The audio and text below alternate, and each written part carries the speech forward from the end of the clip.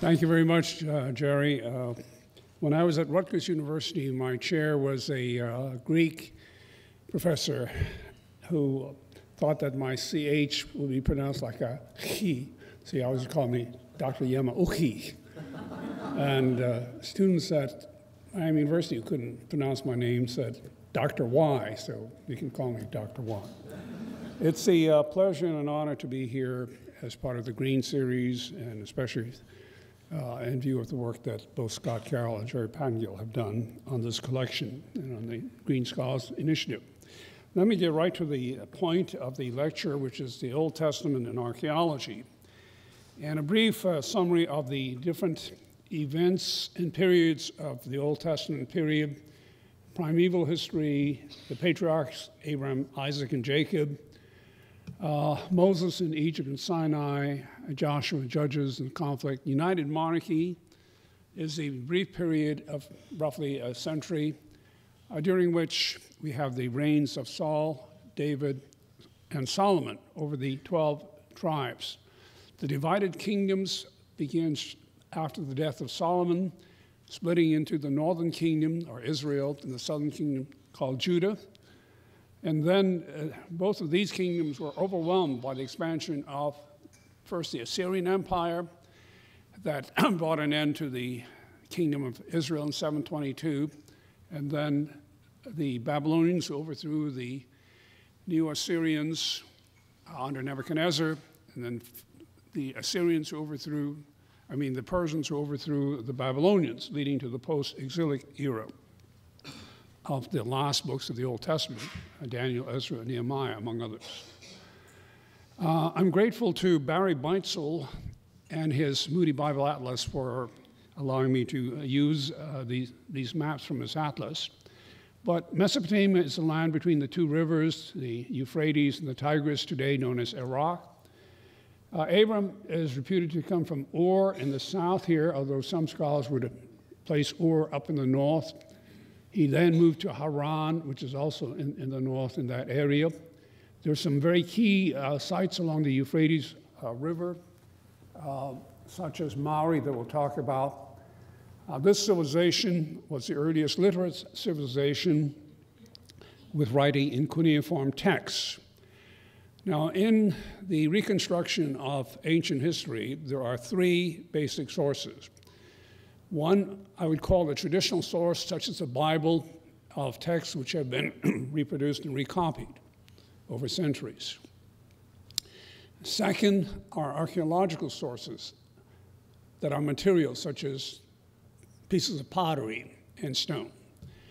The third, which is the most important, but also the rarest, are written texts, inscriptions, texts on clay tablets, such as this, or on papyrus. But papyrus does not survive very well, except in the dry climate of Egypt and along the Dead Sea Scrolls, among the Dead Sea, as in the case of the Dead Sea Scrolls. So I'm going to concentrate not on pottery and not on stone foundations, which will probably put you to sleep, but on texts, which are the most interesting and most relevant, even though they are rare. And these texts illuminate the biblical texts. Sometimes they are parallel to them in striking ways, but in other ways they are contrasting them. This text is called the Enuma Elish. It's the Babylonian creation epic. It's written in Akkadian, which is a Semitic dialect, in cuneiform. It was discovered at Nineveh from the great library of Ashurbanipal, who collected a lot of these texts. And it was composed probably about the 13th century BC. Its primary focus is the glorification of the god of Babylon, Marduk. It begins Enuma Elish, which means when in the beginning.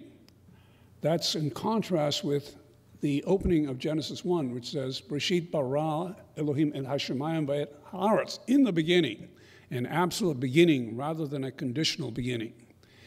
And scientists who are astronomers have correlated that with a Big Bang explosion, when all matter and energy were once compressed and then expanded over billions of years. This is the unique cosmology in the ancient world, that God created out of nothing, ex nihilo. in contrast to the Numa Elish, which features a contest between two gods, Marduk killing the god Tiamat, and then using her carcass to form the heaven and the earth. Now, this is a very famous tablet, Tablet 11 of the Gilgamesh epic. This tells about the Babylonian flood story. And when George Smith in 1872 copied and translated this text in 1872, created quite a sensation, because here was a flood story, very similar in some respects to the biblical flood story in Genesis 9. George Smith went to Nineveh, and amazingly, he found a missing tablet just soon after he got to the site. This initially started a form of scholarship called Pan-Babylonianism, particularly under the influence of a German scholar, Friedrich Delitzsch, in which biblical figures were interpreted as forms of Babylonian gods. A third major Akkadian epic is the Atrahasis epic. This epic is found written on clay tablets, and it was Alan Millard, a scholar at the University of Liverpool, who, working in the British Museum, found 3/5 of the tablet, and this was only published in the 1960s by Millard and by W.G. Lambert. Atrahasis is the title of Utnapishtim, the survivor of the flood. And this ties together both the creation and the flood story.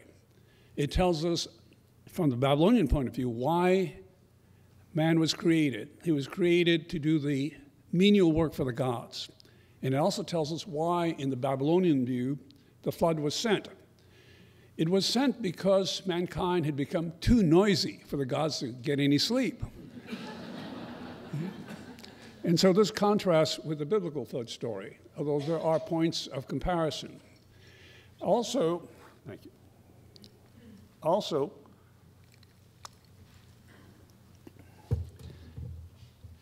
the Babylonian mythology was crudely anthropomorphic. Now, there's anthropomorphism in the Bible in which God is spoken of in human form. But the contrast is in the Gilgamesh epic. After the period of the flood, when sacrifices were not available, the gods gathered like flies around the sacrifices in the Babylonian account. Here's the portrait of Alan Millard. I'm going to say a little more about the scholars who work on the text to give you some personal connection to them. From the time of Abraham comes this great diorite stela, now in the Louvre Museum in Paris. This is the Code of Hammurabi. It was discovered in Susa in southwestern Iran, where it had been taken by the Elamites from the area of Sippar. You have the figure of Hammurabi, who was a great king of the old Babylonian period, and you have 282 case laws, and the figure of Shamash, the god of justice. Now, this is cuneiform, and it reads from left to right. Oops, get back again. Shuma, Awilum, Awilam, and so forth and so on. And if a man accuses another man, Nirtam, Elishu, and places a accusation of murder upon him, and these last syllables say, Idak, he shall be executed. The Hammurabi Law Code has some case laws which are very similar to the biblical case laws, such as in the case of the goring ox, and also in what is called lex talionis, an eye for an eye and a tooth for a tooth. But there's nothing in the Hammurabi Law Code like the Ten Commandments. The Ten Commandments are apodictic laws. And even though there are some apodictic laws here and there, there's nothing like the Ten Commandments that summarize basic biblical ethics. Furthermore, as Cyrus Gordon pointed out in an article in Christianity Today, there's nothing like the 10th commandment, thou shalt not covet, which judges a man's heart, much as Jesus did in the Sermon on the Mount. Now, when we get to the patriarchal period, we have some key sites in Mesopotamia, particularly at a site called Mauri on the Euphrates River. This is the Euphrates River, which goes into Syria, and just near the Syrian border is a site called Mauri. And this site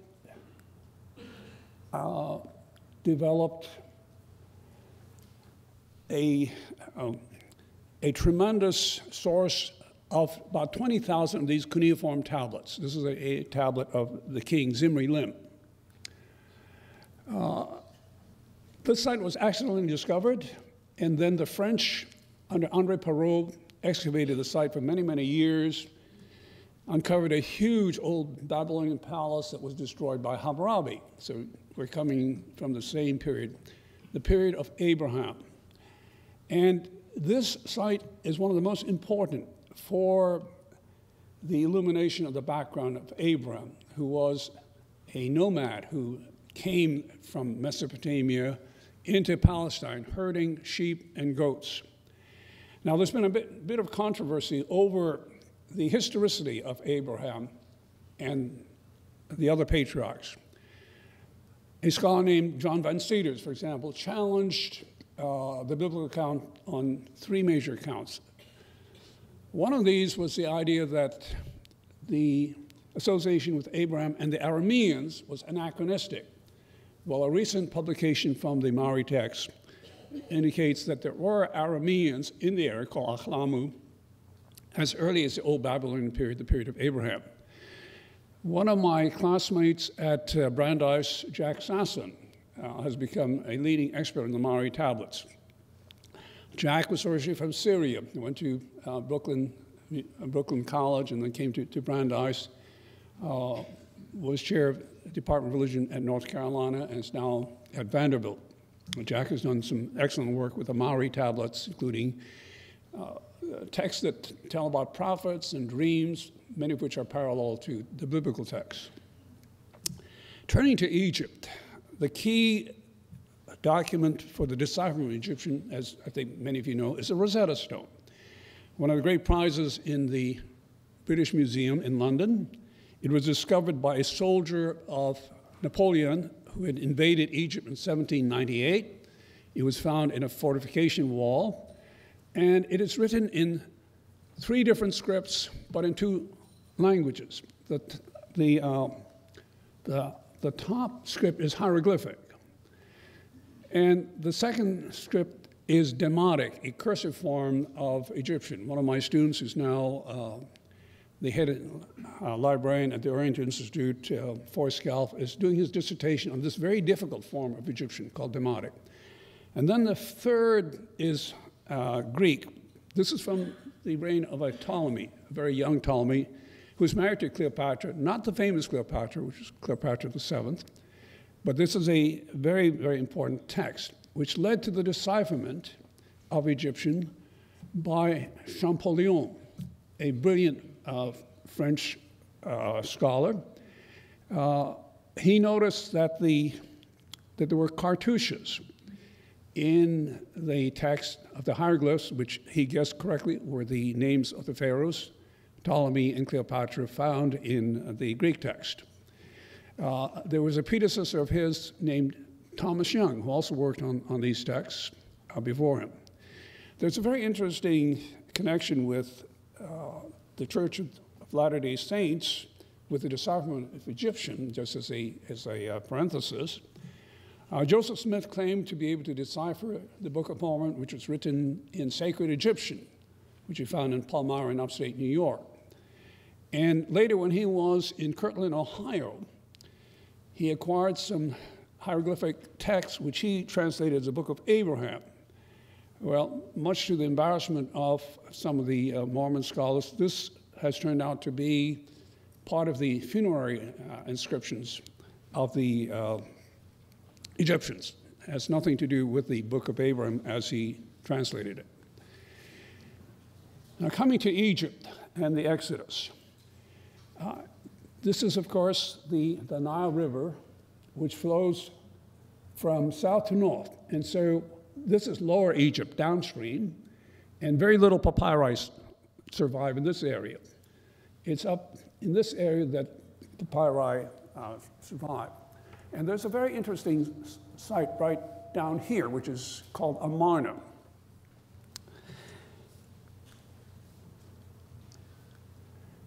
In 1887, a peasant woman looking for fertilizer found hundreds of these clay tablets at Amarna. When they were sent to an expert in France, he declared them to be forgeries, and he had reason to think they were forgeries because Egyptians did not write in cuneiform, they wrote in hieroglyphs. However, these have turned to be very valuable documents from the reigns of two kings, Amenhotep III and Amenhotep IV, better known as Akhenaton, and these have provided invaluable diplomatic correspondence between kings of Assyria, Babylonia, the Hittites in Turkey, with these two kings, Amenhotep III and Amenhotep IV. Some of them were smuggled out of the country by Wallace Budge of the British Museum. The British Museum has 95 tablets. The Pergamum Museum in Berlin has 203 tablets. And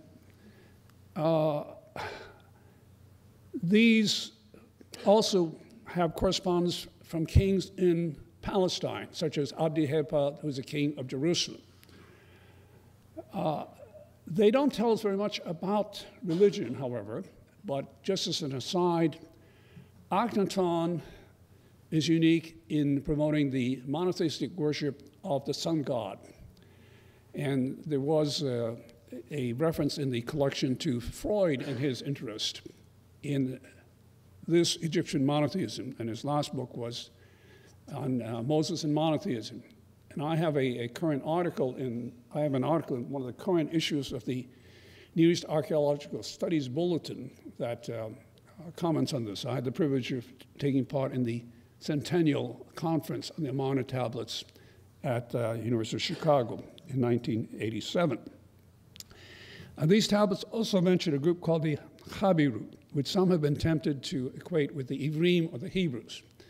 Although linguistically that's possible, the evidence indicates that the Habiru appeared over a much broader area and a longer time than the Hebrews themselves. The reference to the word Ivrim means those who cross over or pass over.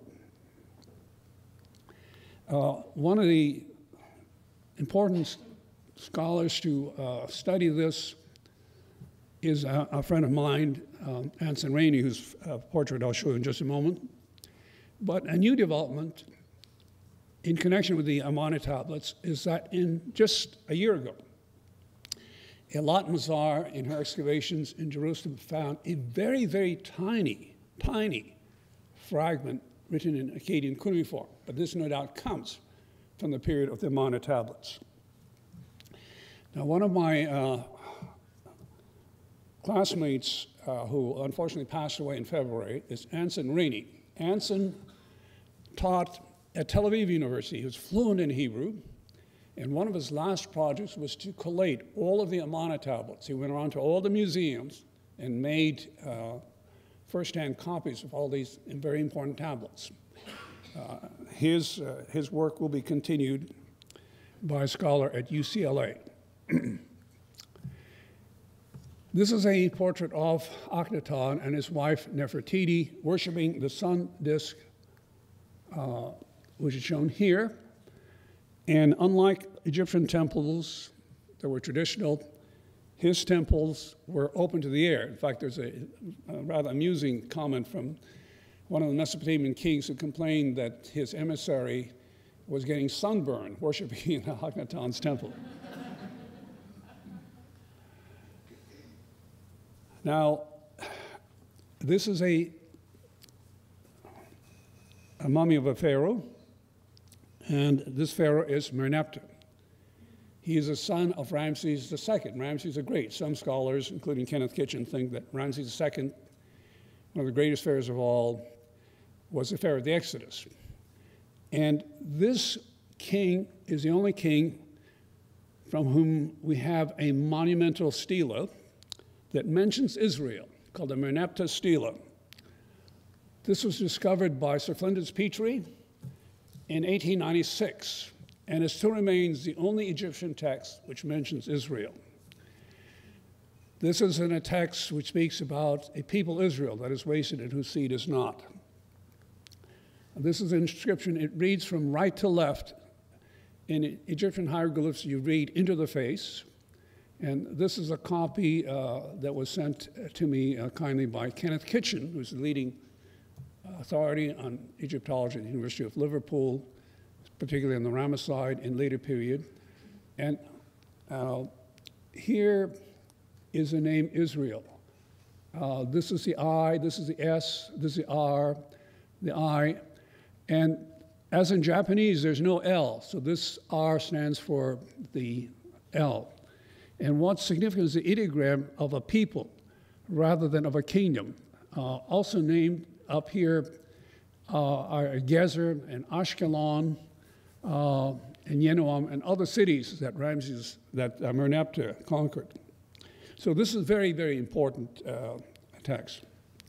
Now, Dr. Kitchen is a dedicated Egyptologist who, when I visited him in Liverpool, I discovered did not have a telephone. He did not have a car. He would take the bus and he would work on Egyptian while commuting. But he has written a very important book, which I recommend to you, called The Reliability of the Old Testament, which he demonstrates how authentic and how accurate all the Old Testament texts are viewed in their Near Eastern background. Now, coming to the period of Joshua and the Judges, we see the land of Palestine. You see the Levant, going back again. This is an absolutely smooth coastline, no good harbors. But when you get up here to Phoenicia, modern Lebanon, you have excellent harbors. And the famous cedars of Lebanon made the Phoenicians the world's greatest seamen. Here's the island of Cyprus. Across from it is a very important site. At that site, cuneiform tablets were discovered in an excavation. They were found because of an accident, accidental discovery of a Mycenaean tomb at the port city of Minat el Baida. And nearby was the city of Ras Shamma, which we now know as the city of Ugarit. This has been excavated by Claude Schiffer of France, and has yielded several archives of unique alphabetic cuneiform script called Ugaritic. And this tells us the epics of Baal, Anat, and El. And it shows us distinctive poetic parallelism with the Psalms. My professor, Cyrus Gordon, was the leading expert on Ugaritic, and he wrote the definitive grammar on that's made many translations on it. And I have to tell you some interesting stories about Dr. Gordon. Dr. Gordon was a prodigious genius as a very young man. He got his PhD from the University of Pennsylvania when he was 21. And he tells about going into a seminar with Max Margolis, who was a very imposing German Jewish scholar who assigned Dr. Gordon in a seminar the reading of the Syriac Peshitta, and that's part of your exhibit here. And Dr. Gordon protested. He said, sir, I have not studied Syriac. And Dr. Margolis was furious. He said, what do you think this is, a kindergarten? Go and learn it. And so he did. Now, when we come to the period of the United Monarchy, we have only a very few inscriptions. This is one of the most famous. It's called the Gezer calendar. It's an agricultural calendar of several months of the year, and it's written in 10th century Hebrew. Unfortunately, it was not found in an excavation. So we do know that this is important and talks about months of ingathering, months of sowing, months of late sowing. Months of pulling flax, which is interesting because you get linen from flax, although the best linen came from Egypt. Well, until recently, we did not have any text this early from the 10th century, the time of David and Solomon. And so many scholars dismiss the idea that there was a bureaucracy that could sustain a kingdom in the time of David or Solomon. But some interesting discoveries have been made. One of them has been made up in northern Israel, up here near a site called Dan, where an Israeli scholar named Avraham Biron worked for 27 years without finding any inscriptions. And then one of his work is found in a piazza or a plaza. This very important Aramaic stela, that's an inscribed stone, that was written not by an Israelite, but by a conqueror of Israel, a king from Damascus. And the Bible tells us about the conflicts of David and his successors against the king of Aram, or the king of Damascus. And this is one of the most single important inscriptions ever found.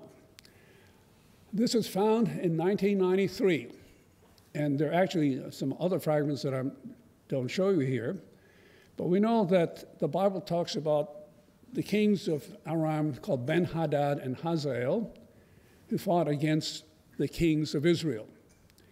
In line 9, we have the very important consonants in Hebrew and Aramaic at this time were written only with consonants. Beit Dawid, which almost all scholars believe means house of David. Now, there are some minimalist scholars, just a few of them, including 2 from the University of Sheffield and 2 from the University of Copenhagen, who have been so radical in their view of the Old Testament that they think that the Old Testament was written only in the Persian or even Hellenistic period. And they have tried to minimize this discovery and others like it, but they are in the distinct minority. After this new discovery, a French scholar went back to the Moabite inscription, which I'll show you shortly, and found that there is another possible reference to David in the Moabite inscription. Now, very recently, also, an abecedory, a list of the Hebrew alphabet, which is derived from the Phoenician alphabet, was found in an excavation from the 10th century. And this is from Tel Zayit. And this was a site excavated by Ron Tappy of the Pittsburgh Theological Seminary. On the final day of the excavation, as often was the case in past exciting discoveries, they found this limestone boulder which had an abecedory on the other side. Now, again, you have minimalist criticisms who dismiss this as, oh, well, that's just the Hebrew or Phoenician alphabet, Aleph, Beit, Gimel, Dalet, and so forth, 22 letters. But others see that as more significant, since this is not in Jerusalem, but an outpost of Judah toward the area of Philistia. They think that this is a sign of an emergent bureaucracy or a scribal system that would be consonant with the 10th century Israelite or Judean kingdom. Another very exciting recent discovery, which is more difficult to read, is what is called the Kefaya ostracons, a large piece of potsherd, or ostrakon. This was found only recently, in 2008, by Joseph Garfinkel, Hebrew University. This is on the border between Philistia and Judea. And there is a dispute as to whether this is Phoenician or Hebrew. The world's first alphabet was developed by the Phoenicians, though there were some precursors known as Proto-Canaanite, and Proto-Semitic. And one of the world's greatest inventions for civilization is the alphabet. Because if you didn't have the alphabet, you would have to learn a syllabary, like in Japanese, hiragana, katakana, where you would have to learn at least 50 different characters. Or ideograms, like Chinese and Japanese, where you'd have to learn thousands of characters. So the alphabet was one of the world's greatest inventions. And the early alphabets were all consonantal. It was the Greeks who borrowed the alphabet in the 9th century, who assigned values to some signs. Now, there's a very important recent article by Joseph Garfinkel about his discovery in BAR, Biblical Archaeology Review, which I commend you to read, in which he calls the birth and death of biblical minimalism. He thinks that this discovery, again, shows scribal activity in the 10th century, unlike the views of Israel Finkelstein and others from Tel Aviv University and the minimalists from Copenhagen and Sheffield, who think that there's no archaeological evidence for a 10th century state.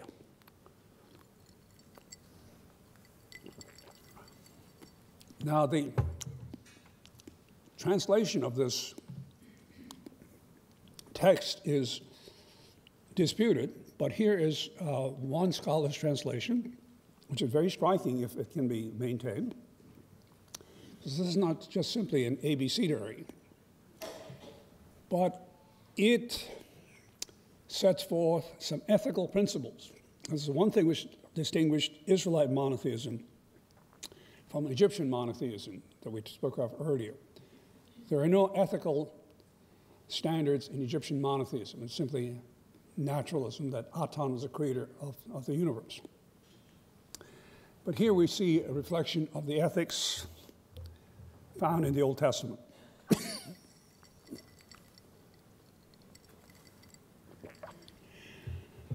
Now, Jerusalem under David and Solomon, according to the Bible, it was David who captured Jerusalem from the Jebusites in the 10th century. And then Solomon who built a palace and a temple there. But until recently, there's been hardly any vestige of remains from their period.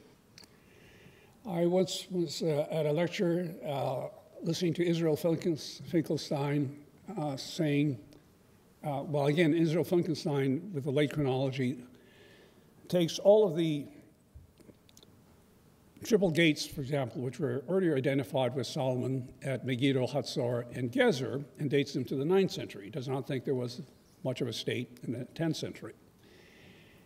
And his colleague David Ussishkin, also from Tel Aviv University, once gave a lecture at a Society of Biblical Literature meeting that I attended, when he denied that there was any evidence of occupation in the 10th century. On the other hand, there was Jane Cahill, an American scholar, who said, yes, there's pottery that indicates that Jerusalem was occupied in the 10th century.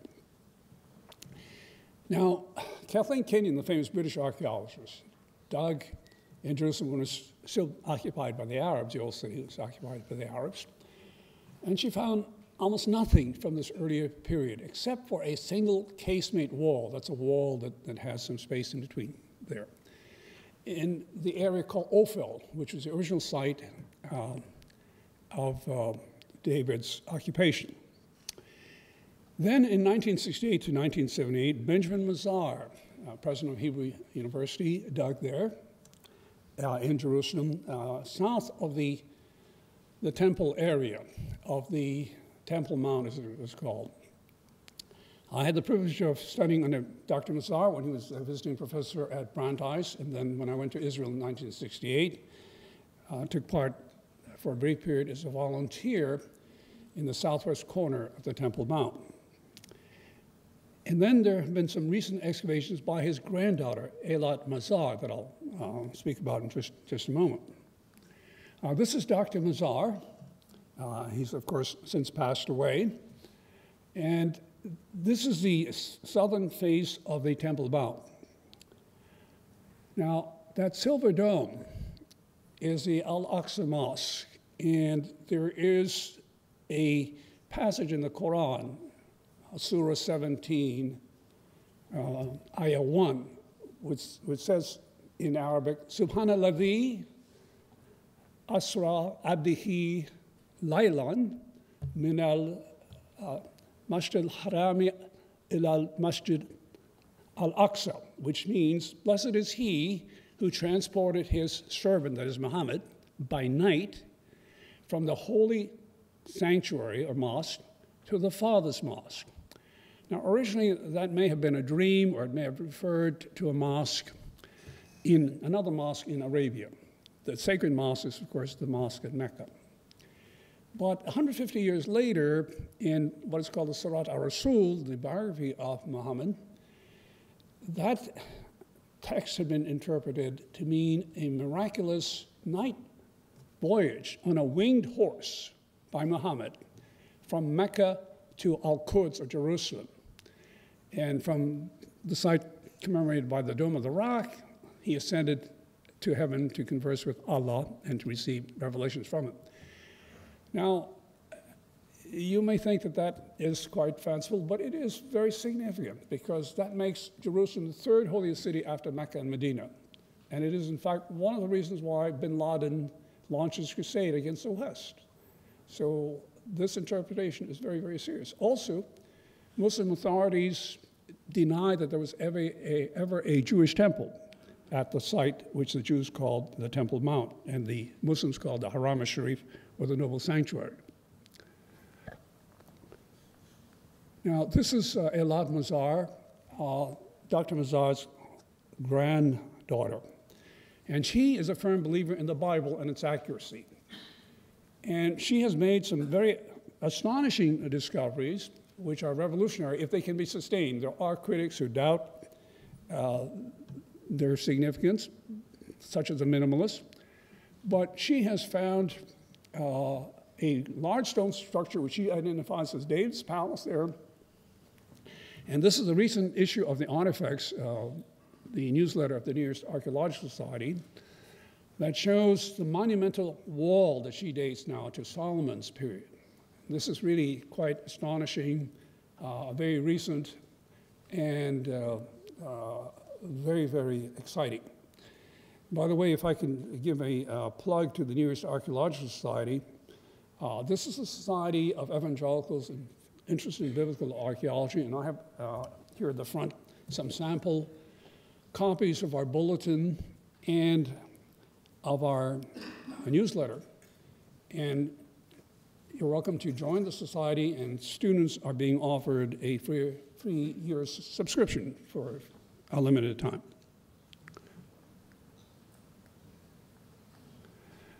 Now, coming to the divided kingdoms, we have the rise of the Assyrians and the rise of the Babylonians. Assyria is in this area where Mosul is located. The Assyrians were very aggressive people, and from the time, especially of Tiglath-Pileser III, who's mentioned in the Bible, they pressed into this area. They destroyed Damascus in 732, and then some other Assyrian kings came down and attacked Samaria and took it in 722 BC. In 701, they attacked Jerusalem under Sennacherib. One of the earliest monuments that was discovered is this famous black obelisk of Shalmaneser III. This was discovered in one of the earliest excavations at Nimrod, and this tells about a famous battle of Karkar, which is not mentioned in the Bible. But it does mention the tribute of, well, the black obelisk shows the tribute of Jehu, but the Battle of Karkar text talks also about the participation of Ahab, the king of 9th century Israel.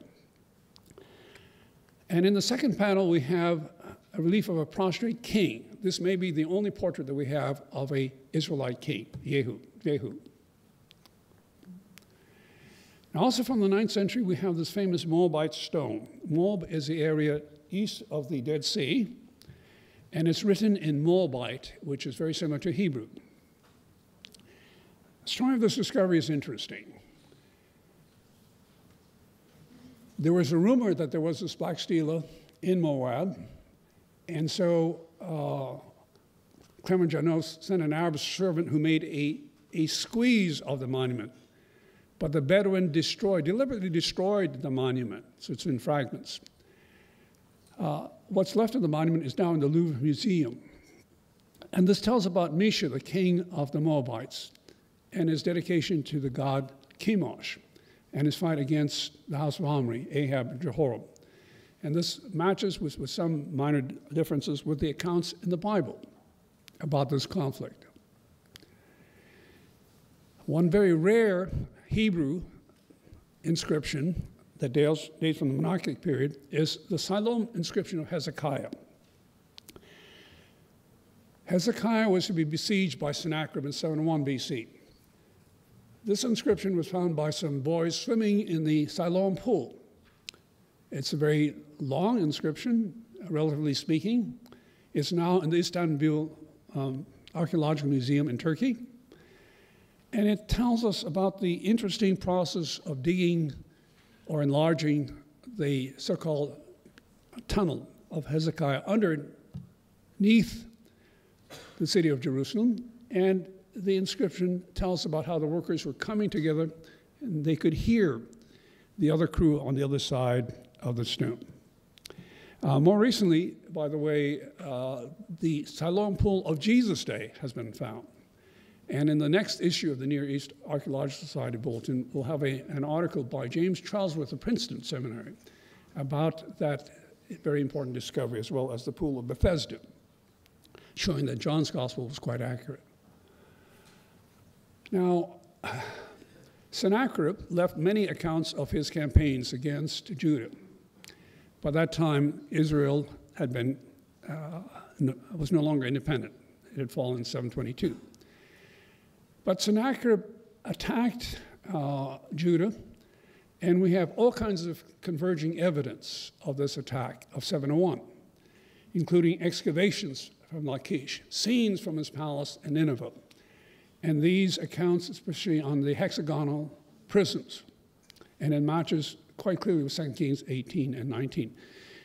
Now, the Bible concedes that Hezekiah did give tribute to Sennacherib, but there is no evidence that Sennacherib was able to capture Jerusalem.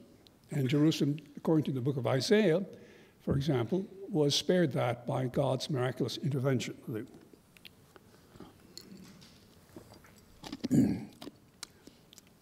The city of Lachish is located here to the south, and Sennacherib came here. And one very interesting sidelight, which I discuss in my book, Africa and the Bible, is the intervention of Terhaka, who came from Egypt up into this area. And he was a black pharaoh, the 25th dynasty. And I have a portrait of him on the cover of my book.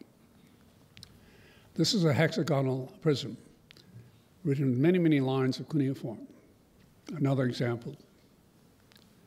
And this is the site of Lachish, which was excavated by David Osishkin.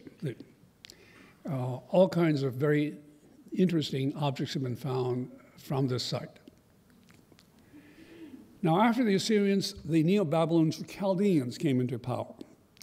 They were here from the south. And they rebelled against the Assyrians. Under Nabopolassar, who began reigning in 626, he's mentioned in the book of Isaiah. But the greatest king was Nebuchadnezzar. And Nebuchadnezzar fought a very interesting battle here at Carchemish in 605 BC. And that's mentioned in the Bible, in Jeremiah, for example. Nebuchadnezzar is mentioned over 100 times in the Bible. He attacked Jerusalem no less than 3 times, in 605, and 597, and in 586 or 587 BC. He built the greatest city in the ancient world, the city of Babylon. The city of Babylon is bisected by the Euphrates River, as was reported by Herodotus, the Greek historian who visited the site. And it was excavated by a German, Robert Koldewey, from 1899 to 1917. He had to stop because of the First World War and the British occupation of what later became Iraq. The famous Ishtar Gate is up in this area. There's the Temple of Marduk. There is the Ziggurat.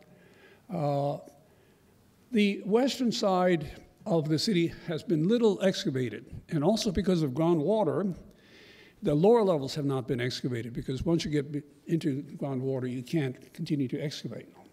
This is an artist model of the Ishtar Gate shown here, well, on the left-hand side here. And this is the palace, and the so-called hanging gardens were probably along the river. I was able to visit Donald Wiseman when he had just given a lecture to the British Academy and determined that that was the site of the Hanging Gardens. Now, Babylon was first identified as such by a Jewish traveler named Benjamin Tudela from Spain in the 12th century. But since his journal was not published for 4 centuries later, it was really unknown until the excavations by Koldewey. The magnificent Ishtar Gate has been recreated in the Pergamon Museum, what was then East Berlin, now in the unified city of Berlin. Saddam Hussein tried to build a smaller replica of this as a tourist site before the invasion of Iraq. Babylon had a ziggurat, a stage tower, a temple of Marduk, and of course the Hanging Gardens, which I mentioned just a moment ago. Now the Babylonians attacked Jerusalem, again taking this route as outlined in the Moody Atlas map. And this led to the destruction of the Temple of Solomon, either in 587 or 586. Scholars differ on this. In the British Museum are some tablets called the Chaldean Chronicles. These are uniquely objective historical accounts. Most royal accounts are propagandistic, but these accounts, some of which were published by Donald J. Wiseman in 1956, give us a unique account of the early reign of Nebuchadnezzar that matches exactly the biblical account, the capture of Jehoiakim, who reigned only 3 months, and then was fed at the royal table by the king.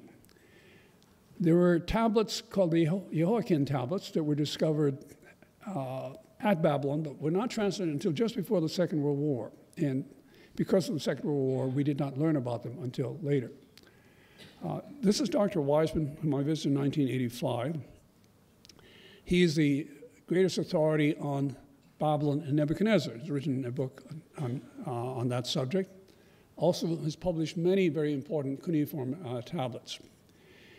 The way he got interested in cuneiform is rather interesting. His father served with the British in Iraq and brought home an inscribed cuneiform brick, which intrigued him as a boy, and he eventually studied cuneiform himself. This is part of the Jehoiakim tablets, which Koldewey found, and which mention Yaokin, which is the Akkadian spelling of Jehoiakim, mentioned in the Bible, and this does mention the tablets given to him. Now, the Babylonians were overthrown by newcomers called the Persians and the Medes, beginning with Cyrus in 539 BC, who captured the city of Babylon. And a very important, and the Persians established a vast empire, as the book of Esther tells us, from Egypt to the Indus. One of the most important texts is this Cyrus cylinder, which was found by a gentleman called Hormuz Rassam. And this is written in Akkadian. It's a propaganda piece, but it tells how the people of Babylon welcomed Cyrus and how Cyrus is portrayed as a very benevolent ruler. And as a matter of fact, he reversed the policy of taking captives from their homelands, and he allowed the Jews to go back. And years later, a scholar found a fragment of this piece in the Yale Babylonian collection. Now, some scholars had doubted the reference to the benevolence of Cyrus in Ezra, chapter 1, in which Cyrus allows the Jews to go back. But this cylinder clearly confirms the benevolent policy of Cyrus towards those who were captive in Mesopotamia. Recently, the Cyrus cylinder was loaned to Tehran, but they haven't gotten it back yet. Now, Darius, the king who's mentioned in the Bible in the book of Ezra, put on a sheer mountain cliff at base in the Zagros Mountains this inscription of himself. Here he is with two servants, a winged image of the god Ahura Mazda, and captives, including Skunka the Scythian at the end, all chained together. But since people didn't have telescopes, binoculars, they couldn't tell what this was. They thought it was Jesus and the 12 disciples. It lay to the efforts of an intrepid Englishman named Henry Rawlinson, who, at the risk of his life, went up to that monument. And the ledge is only about 1.5 feet wide. And he writes that he set up a ladder on that ledge, and he stepped onto the top rung of the ladder, and he copied the inscription, disregarding the very acute danger to his life. But that led to the decipherment of cuneiform. Many years later, George Cameron of the University of Michigan did it more easily by coming down from the top in a bosun's chair and then copying it in with a latex squeeze. Now, this inscription is written in 3 languages, all in cuneiform. Akkadian, which is Semitic, Elamite, which is the language used around Susa, and Old Persian, which is Indo-European. And an Aramaic edition of this was found in Egypt. This supports the view of Esther that Persian proclamations were sent throughout the provinces. And this also shows the promise of Ahura Mazda, the god of the Zoroastrians. So we know that Darius was a Zoroastrian. We don't know that Cyrus was one. I had the privilege of being with George Cameron in 1975 at the International Congress of Mithraism in Tehran. And our hostess was the Empress of Iran, who now lives in exile in Paris. And alongside of her was Roman Gershman, excavator of Susa, and this George Cameron. I just happened to be here on the front row because I was one of the first to leave the room, and I wound up on the front row. Very important people are back in the back row, including Richard Fry of Harvard. Now, from the 5th century, we have some very important Aramaic papyri from the island of Elephantine, which is by the first cataract, Aswan, where the Aswan Dam is located. There was a Jewish missionary garrison here serving under the Persians, and we have 3 archives there. And among them, we have a tablet, a papyrus that mentions Sanballat, who was the governor of Samaria under Nehemiah. And it mentions a Passover, it mentions a Jewish temple that was destroyed here by the Egyptians. And we have some marriage contracts. Now, to illustrate how rare the recovery of papyrus is, I've been recently doing a study of divorce and marriage in the ancient world. And according to Jewish law in the Talmud, every married couple should have a ketuvah, a marriage document, or ketuvot in the plural. Every divorced couple should have a get, a divorce certificate. Well, in the centuries beyond the 5th century BC, where we have these marriage contracts, there's only been a single get found at Wadi Murabat, and possibly a single marriage contract found at Wadi Ze'elim, but that's all. In the centuries, when there are thousands and thousands of people getting married and probably hundreds getting divorced. This is an example of the Aramaic of this, and this fits in very nicely with the Aramaic of Ezra. You may know that there are 2 books in the Old Testament, Daniel and Ezra, which are written partially in Aramaic.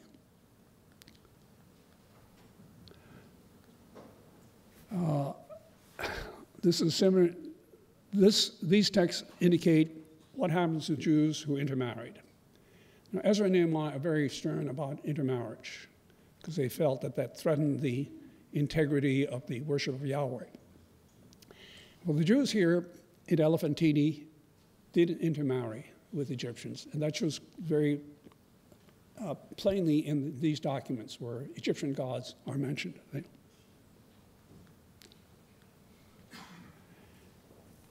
The most important text in recent years to be discovered are two tiny silver amulets called the Ketef Hinnom amulets.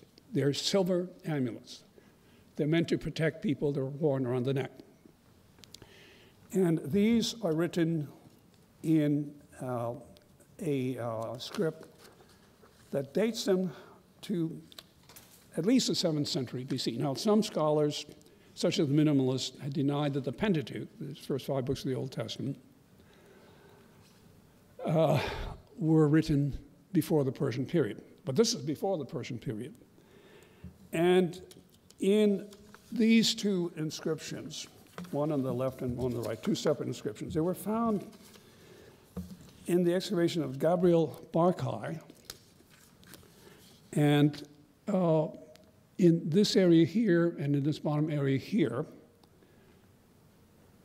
you have the famous blessing of numbers, that in Hebrew is Yivarech Yovah Vayish Marecha, that is, may the Lord bless you and keep you.